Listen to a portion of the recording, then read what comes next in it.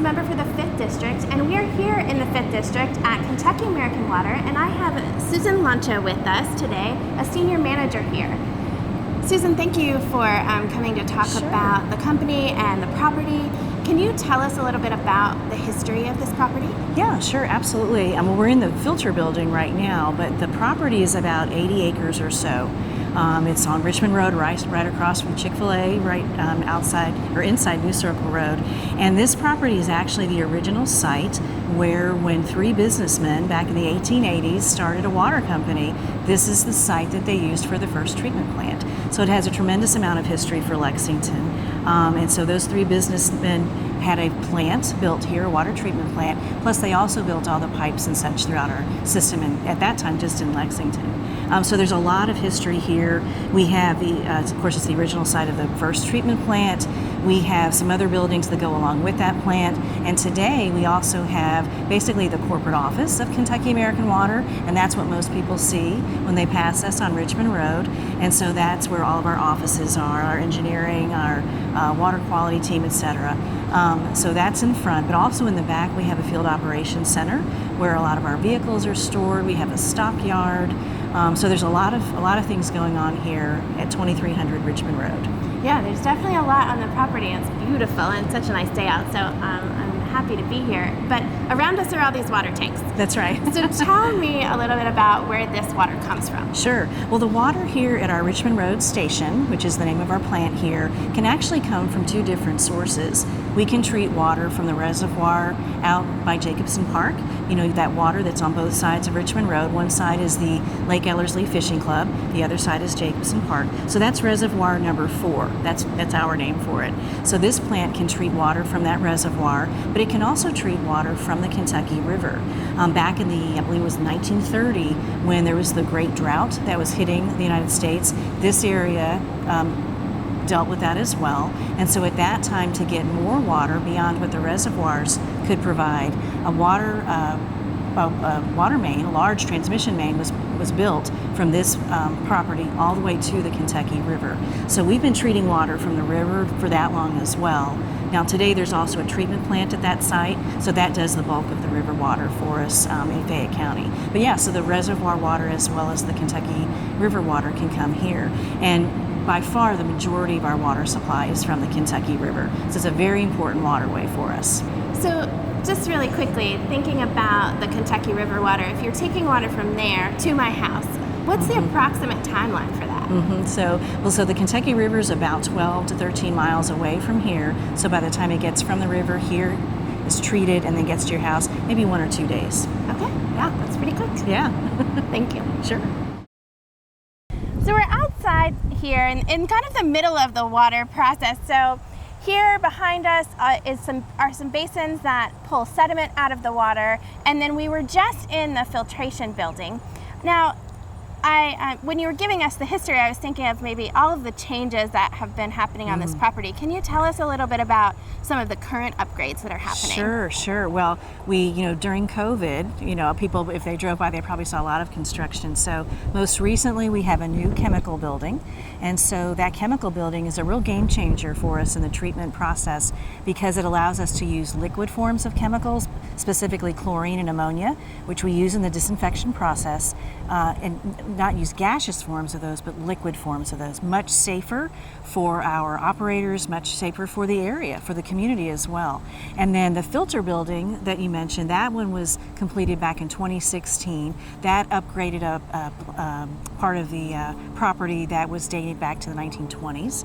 And so currently we're getting ready at this plant as well as at one of our other plants to do some ultraviolet upgrades, some UV upgrades. And that will allow us to specifically approach treatment a little differently, a little more aggressively with cryptosporidium, which is a type of organism that can cause cryptosporidiosis. It's not that we've had a terrible problem with that, but it is addressing some future treatment requirements. And so we're really pleased to be starting those projects, one at our Kentucky River Station in Owen County. That's our second Kentucky River plant. And then, of course, the plant here at Richmond Road. So a lot of things to be preventative. Exactly. Thinking towards the future and what regulations might be coming about and how to always kind of increase the effectiveness of the treatment process. That's right, and we're really proud to be one of just a few hundred water utilities in the country to be part of a program called the Partnership for Safe Water. And so that means with our treatment processes, we're not only doing what's required by law, but we're going beyond that and doing things a little even at a higher level. And what that does is, one, it's great for our customers, certainly, because I always tell people, when you ask about the quality of the tap water we're providing here, it's not just good, it's exceptional. It really is great quality water, but also doing all of those things really prepares us for future regulations that are coming down the pike. So our team here is really proud of the efforts that they put into that program. It's one that's coordinated by the EPA and a number of other associations on the national level. And the nerdy side of me loves when we've done a tour here in the past to see all of the lab spaces and the research that's going on and the methodicalness of all of this. So I appreciate that. Thank you. Now, do you want to tell us any kind of fun or interesting facts about the property? Yeah, sure. So this property, there's more than 80 acres here. Most people will drive by on Richmond Road and they see our office building. They may see just the small front small, buildings and such. But there's about 80 acres here, so we have a lot on this property. Back in the late 90s, it was designated wildlife friendly. So here in the middle of Lexington, it is not unusual for us to have deer on the property, to see foxes, to see, we'll have all kinds of waterfowl and that sort of thing. So there's just a lot of history here. We even have one of our buildings here, as we refer to it as the mule barn, because back in the day when these reservoirs were built, they were man-made. And so it took men and mules and carts and shovels and so forth. And so there's just a lot of history here at this site. The Reservoir 1, that is the one facing, or closest to Richmond Road, is a lake that we still own. We could use it for water if we absolutely had to, but we don't use it for water supply. It's very small, very shallow and so forth. Reservoirs 2 and 3 are no longer owned by the company. Those were transferred to those property owner associations back in the 60s. So really we just have the Reservoir 1 here, but a lot of people think we have all three. Okay. But anyway, this site it's just a really great space for us to open it up occasionally for tours. We don't do tours throughout the year. We do limit those to when the weather is more conducive for tours. And you do have to be at least 9 years old, just for safety reasons, to be on a tour here. But we enjoy having visitors and certainly have loved having you here today. Yeah, and it's, I know I've seen some nesting birds here. So absolutely. I've seen some of the nature. And then if someone wants to find out more about this process, about Kentucky American Water as a whole, or the water quality here, what are some resources that they should look for? Yeah, sure. Well, if someone has specific questions about something they're experiencing with the water in their home, they're always welcome to give us a call, and our great team of water quality specialists can help them determine what might be happening. But in general, too, at any time of the year, you can go to our website, KentuckyAMWater.com, go to the water quality section, and there's a water quality report that we produce annually, and you'll find all kinds of really good information there about the sources of water supply, the treatment, what we put in the water, what we find in the water during our laboratory activities and so forth. So we're doing tests all day long, not only here at the plant, but also out in the system.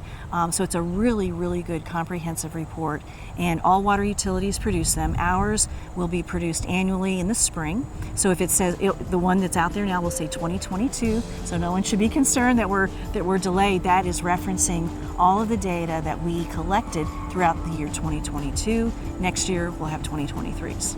Okay. So KentuckyAMWater.com. Great.